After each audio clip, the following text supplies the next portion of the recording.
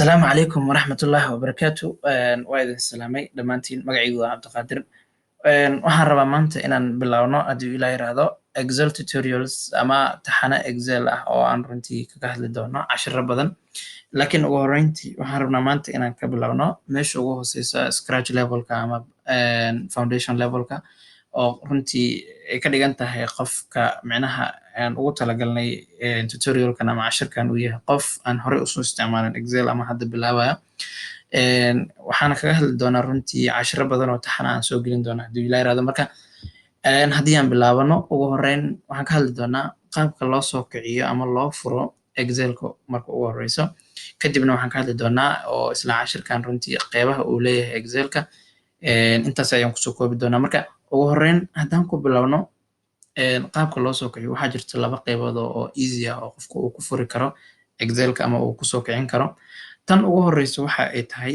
dabcan markuu hadda cursor-ka uu ku saaran yahay desktop-ka korkiisa waxayna ku xiran tahay Windows type-ka aad isticmaalaysid anigu hadda tusaale ahaan waxaan isticmaalayaa wuxuu yahay waa Windows 10 marka qaabka Windows-kaaga uu yahay laakiin qaacidada la isticmaalayo ama nidaamka waxa weeyaan hadii jeer waa isku mid marka ugu horreyn qaabka koowaad ee aan isticmaali karo ama methodka koowaad aan kusoo kicin karnaya waxa uu yahay inaan imaano halkan oo ah startka halkan markaan startka aan ku dhufano waxaa noo soo baxaya applicationada ku jiro computerka inta badan dabcan marka calaamadan aad isticmaali kartaa oo aad ku raadin kartaa Excelka marka waa alphabetical kor haddii aad kasoo bilowdid A ilaa B ilaa C marka Excelka calaamadiisu waxa weeyaan ama magaciisu wuxuu yahay EXCL waana kana uu inoo soo baxay marka hal mar unbaad kili garaynaysaa si uu kugu furmo hal mar markii aad kili garaysid automatically ayuu isu soo furayaa haddana waa kan uu isu soo furay marka qaabka koowaad waa nooca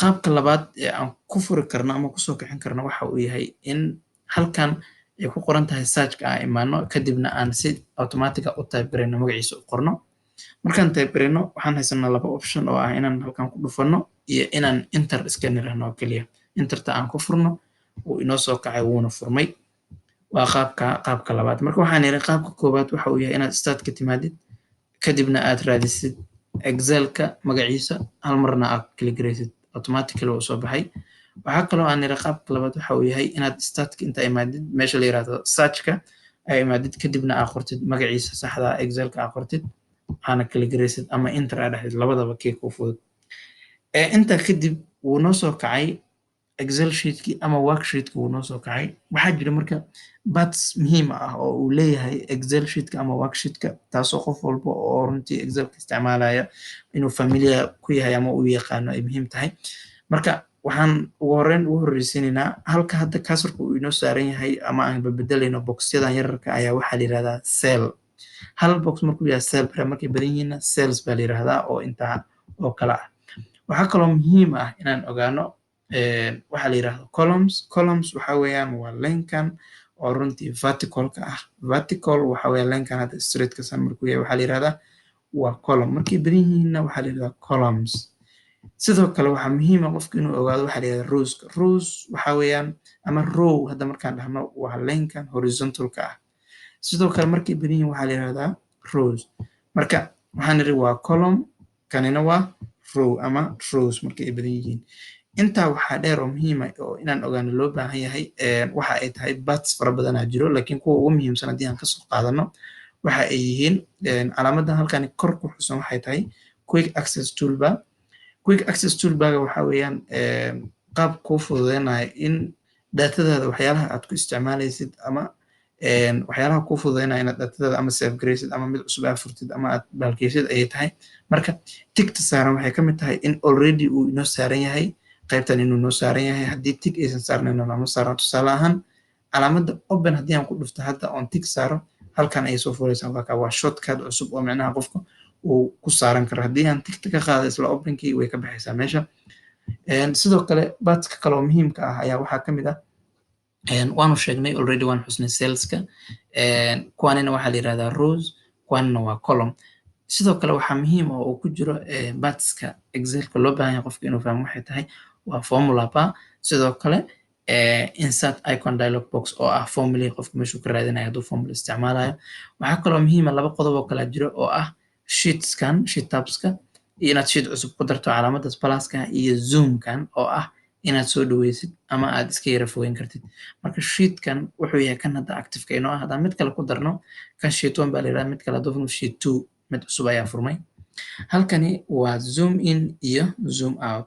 Zoom out waa markii inaad iska yara fogeysid aad doonaysid wixii markaad soo dhaweynaysidna waxaad dhihi kartaa zoom in oo ah inaad soo dhaweysid calaamadda minus iyo plus isticmaali kartaa. Sidoo kale intana percentage aad kuusoo qormayso aad arkaysid si percentageka laftirkeedana aad maxaan ku rahdaa aad ku dhufan kartaa, halkaas ka select garan kartaa uu kuusoo dhawaaday. Hadda qaabab kaloo badanna way jiraan oo runtii qofku isticmaali karaa, laakiin inta ugu muhiimsan waa inta.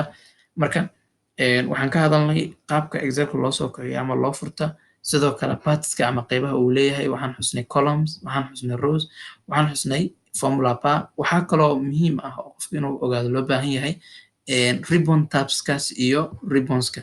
Ribbon tabska marka waxay yihiin halkan yala home tab, kanina waa insert tab, kana waa page tab, data tab, way badan yihiin. Sidoo kale waxay sii leeyihiin marka different ribbons oo ayaga kusii dhex jira ama groups.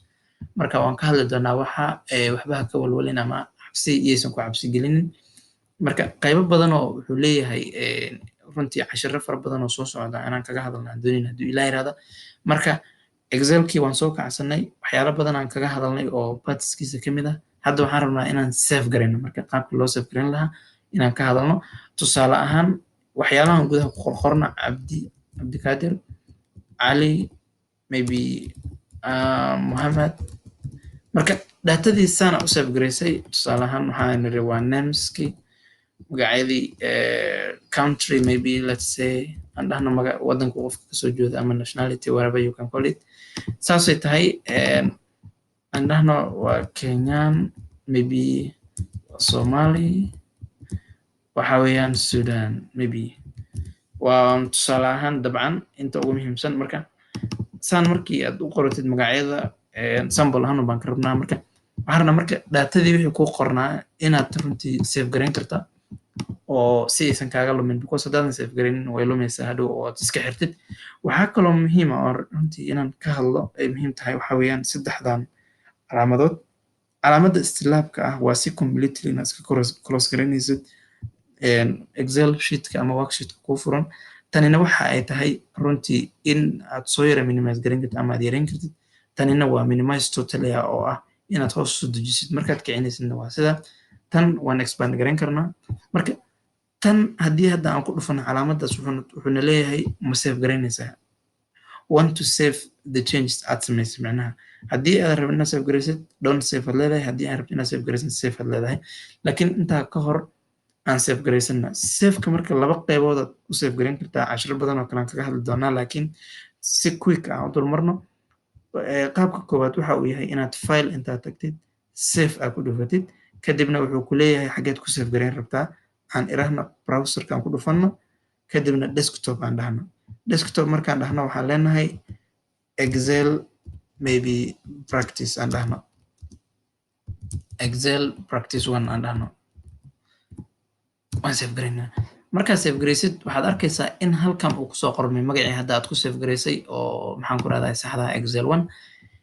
waxaa kalood ku save garan kartaa si shortcut ah halkaan uu saaran yahay saveta. marka already hadda uu inoo save garaysan yahay, laakiin waa labada nooc aad ku save garan karta. mid waa file save inaad dhahdid, midda kalena waxay tahay shortcut halkaa inoo saaran. saddexdan calaamad haddii aan isticmaalno, haddii aan ku dhufto halkaa si automatic bay u xirmaysaa because uu noo save garaysan already.